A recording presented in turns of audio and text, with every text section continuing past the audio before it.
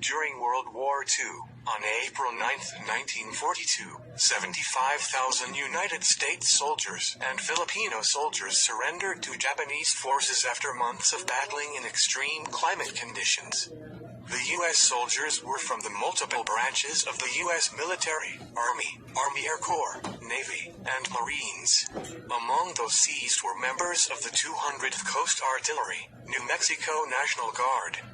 Soon after the bombing of Pearl Harbor on December 7, 1941, Japanese forces began the invasion of the Philippines.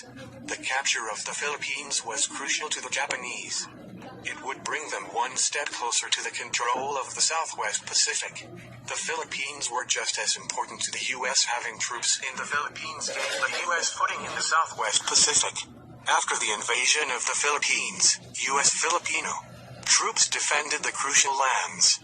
The Bataan Death March began on April 9, 1942, the day after the Japanese surrendered the main Philippine island of Luzon. The 75,000 captured Filipino and American troops on the Bataan Peninsula began a forced march to a prison camp near Cabanatuan.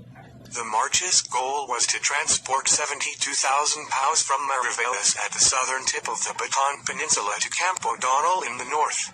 Trucks and other army vehicles would occasionally run over exhausted prisoners.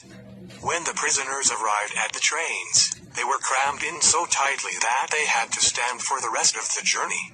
Those who were unable to fit in were forced to march the entire distance to the camp. The captives were bitten, shot, bayoneted, and, in many cases, beheaded during the main march, which lasted 5 to 10 days depending on where a prisoner joined it. A large number of those who made it to the camp later died of starvation and disease. Following the fall of the Philippines in 1942, the Bataan Death March was a horrific event that killed 20,000 prisoners. The Imperial Japanese Army brainwashed its troops into believing that surrender was dishonorable.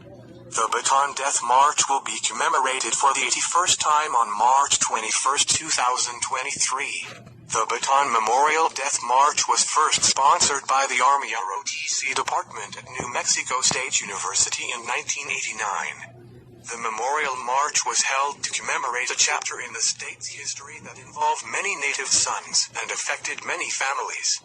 The event was transferred to the White Sands Missile Range in 1992 after White Sands Missile Range and the New Mexico National Guard joined the sponsorship.